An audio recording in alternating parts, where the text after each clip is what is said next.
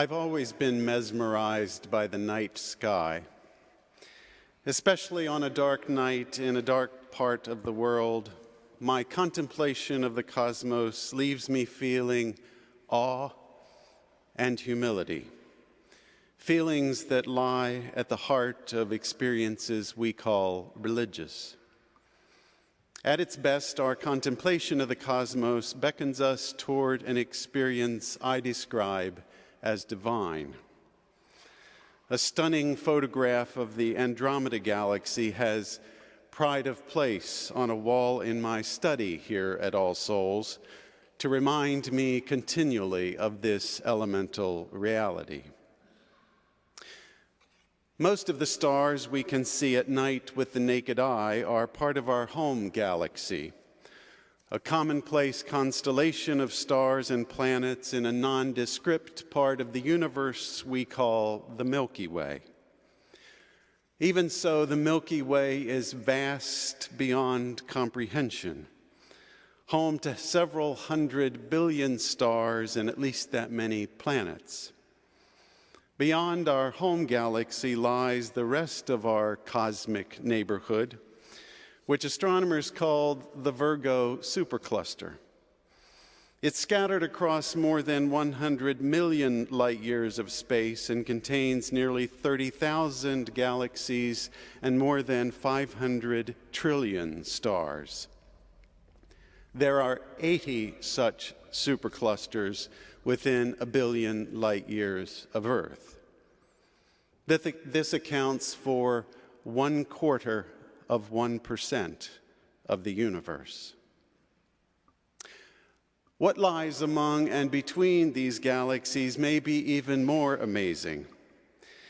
In Pulitzer Prize-winning science writer Natalie Angier's book titled The Canon, which she describes as about the beautiful basics of science, she writes, "In between astronomical objects is lots and lots of space.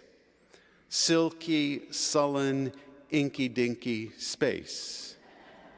Plenty of nothing, nulls within voids.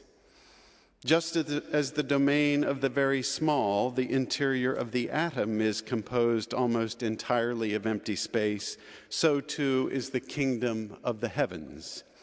Nature, it seems, adores a vacuum." Here's one way to visualize her point. If an atom were the size of this sanctuary, its nucleus would be the size of a grain of rice located here in the center, and its electrons, vastly smaller than the nucleus, would be whizzing around up on the roof or down in Reedy Friendship Hall. To illustrate the same point in a different way, if you removed all of the empty space from all the atoms in all the human beings on the planet, you could fit the entire human race into the space of one sugar cube. The universe is similarly empty. If the solar system were sized to fit in this sanctuary, the Earth would be a grain of sand, as the poet William Blake once put it, and the sun would be the size of an orange. On that scale, you wouldn't reach the next stars, the Alpha Centauri triple star system, until somewhere just west of Omaha, and the next star after that would be in the foothills of the Rockies. In between lies empty space, and this is in a relatively populated part of the universe.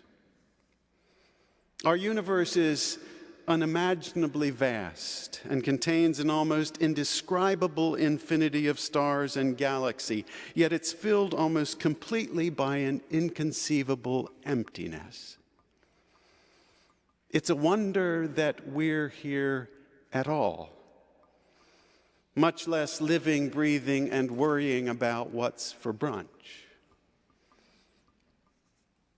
It's a wonder.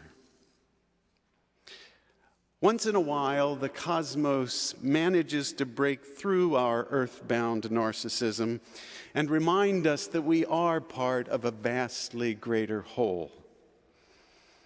The solar eclipse on Sunday was one of those times, even for those of us who don't live within the path of totality. Everyone who saw the eclipse or some portion of it seemed instinctively to know that something extraordinary was happening.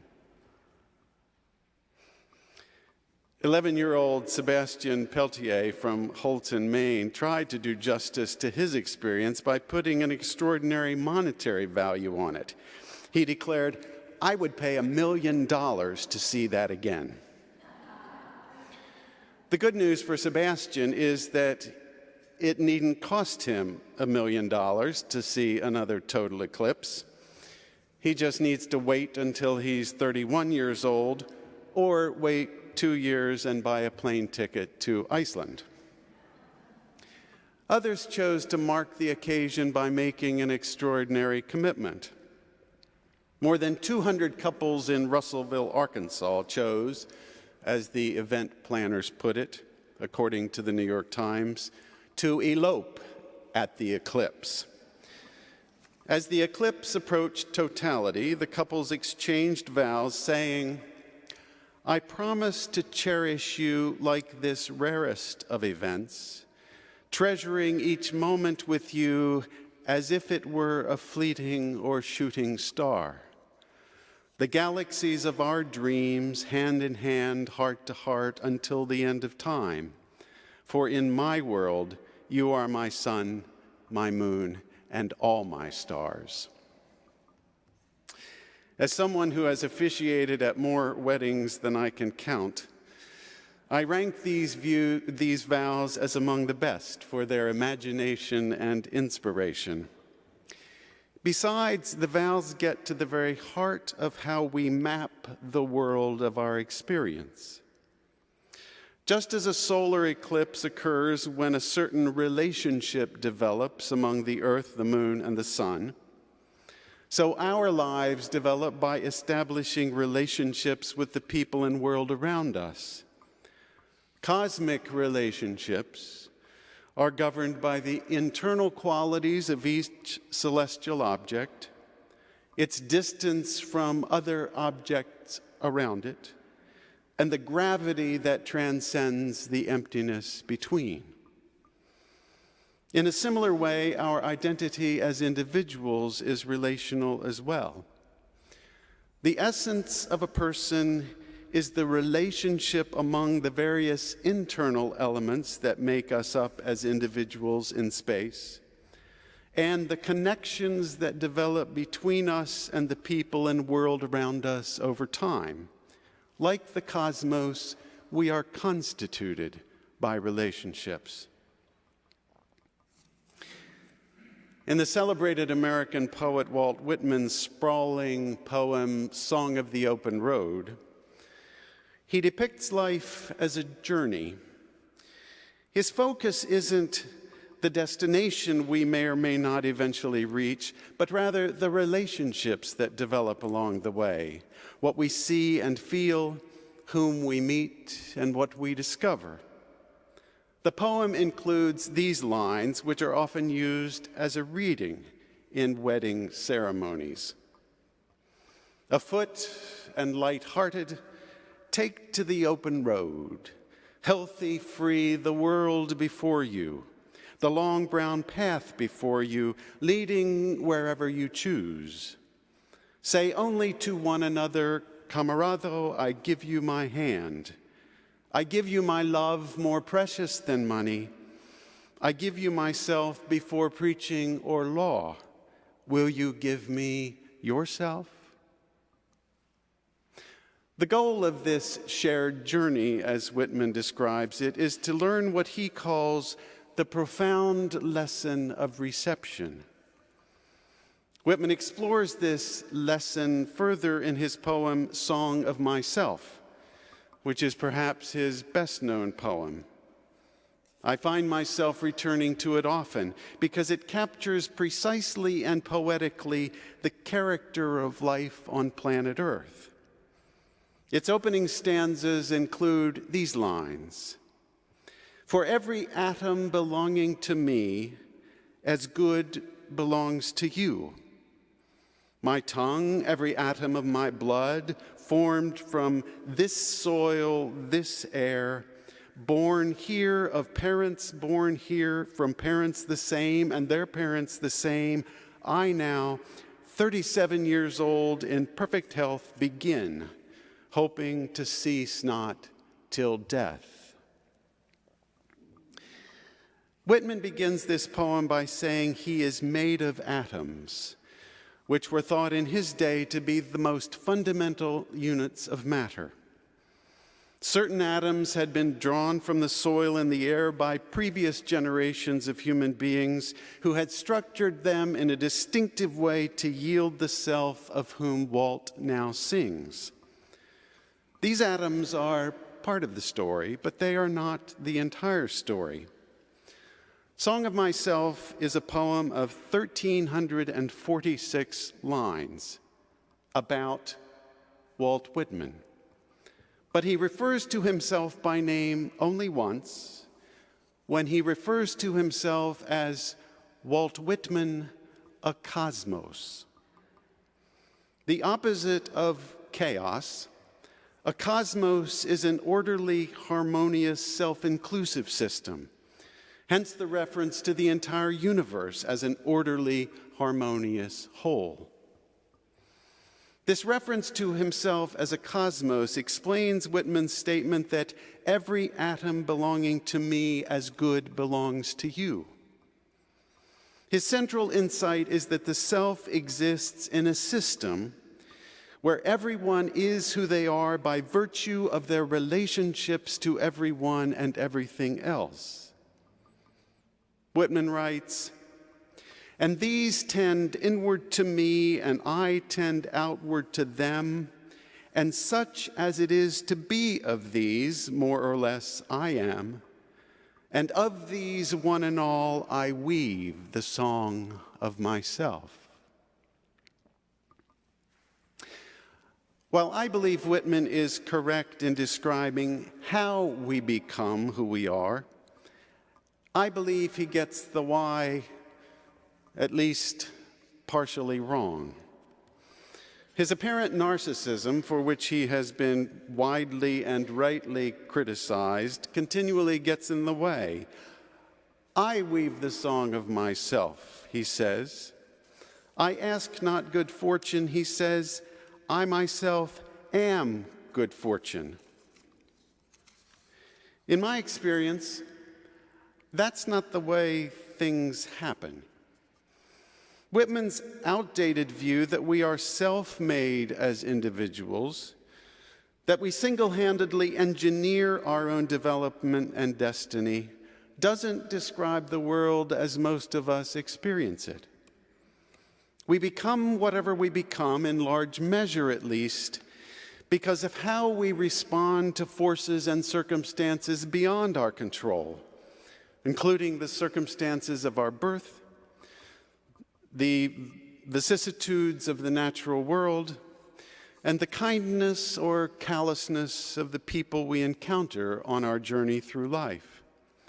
Over time, we are constituted by these relationships, how they develop and how we respond to them. This lesson, at least, is written in the stars. There's another lesson written in the stars as well, a lesson the cosmos teaches us every day.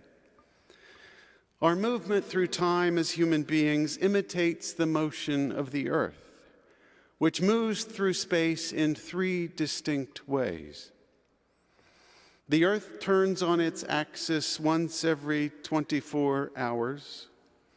And the daily rising and setting of the sun upon our horizon establishes an elemental rhythm of waking, eating, working, and sleeping.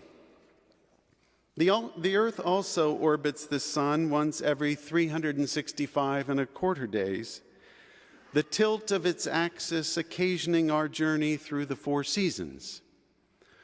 This annual sweep of the Earth around the sun paces our human march toward more distant goals. We catalog in years the milestones in our lives: birth, childhood, adolescence, graduation, adulthood and a vocation, sometimes marriage, perhaps parenthood, eventually retirement, and inevitably death. But there is yet a third way the Earth moves through time and space. For 15 billion years, the universe, as we understand it, has been expanding. Though our knowledge of the distant future is fragmentary and continually in doubt, the universe will likely continue to expand for many trillions of years into the future. There is no apparent cycle to this movement, no daily rotation or seasonal repetition. In the cosmic sense, the Earth's journey is unique, never to be repeated. It will not pass this way again. The same is true of our lives as human beings. It turns out that the daily and yearly cycles of time are mostly illusory. None is the same as those that have gone before.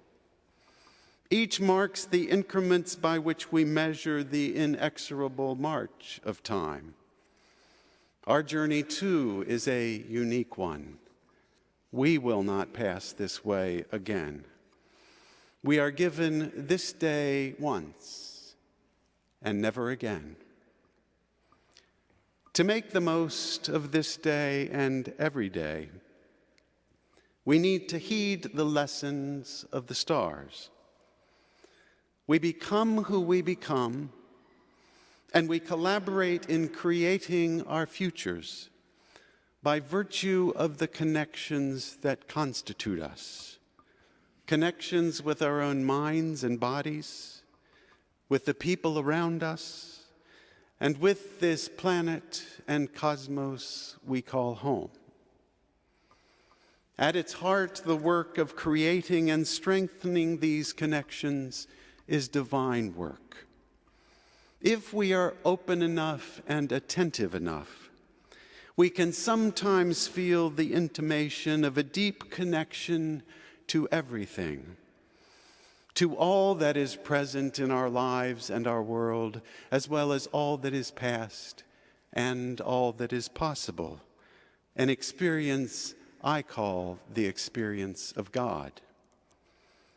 Whether called forth by a solar eclipse, by the night sky, or by some other revelation, this is an experience worth treasuring always. Amen. I love you. May God bless us all.